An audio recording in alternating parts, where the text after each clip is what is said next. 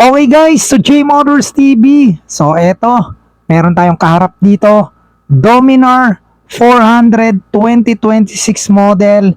So guys, meron tong 373.3cc. So naka DOHC, 4 valve, naka liquid cooled.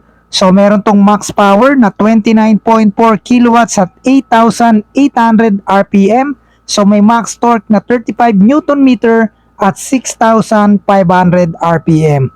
Naka 6-speed manual transmission at ito ay merong sleeper clutch. So para naman sa kanyang seat height, meron tayong 800 mm.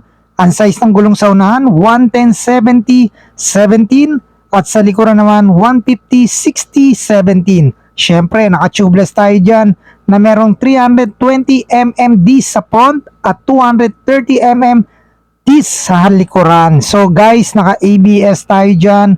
Meron tayong curb weight na 193 kg at merong 13 liters tank capacity. So guys, naka ride by wire na tayo dyan. Naka TCS, so meron siyang traction control.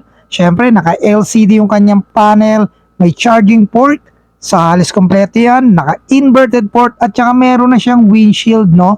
Mas tumaas at naging maporma, no? Bagay na bagay sa Dominar. Then meron na siyang ready for top box. Yan. Siyempre, naka-LED lahat ng ilaw na pwede mong makita sa motor na yan. So guys, ang presyo ng motor na yan is 208,888 pesos. So kung kukunin nyo yan ng hulugan, magda-down lang kayo ng 66,166.40.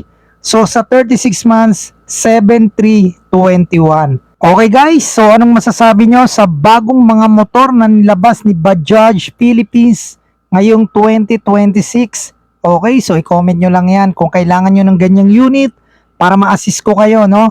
Pwede yan through cash or installment. Okay, so yun guys, no? Paki-follow na rin yung ating Facebook page at yung ating YouTube channel, no? Kung bago ka pa lang dito sa ating page.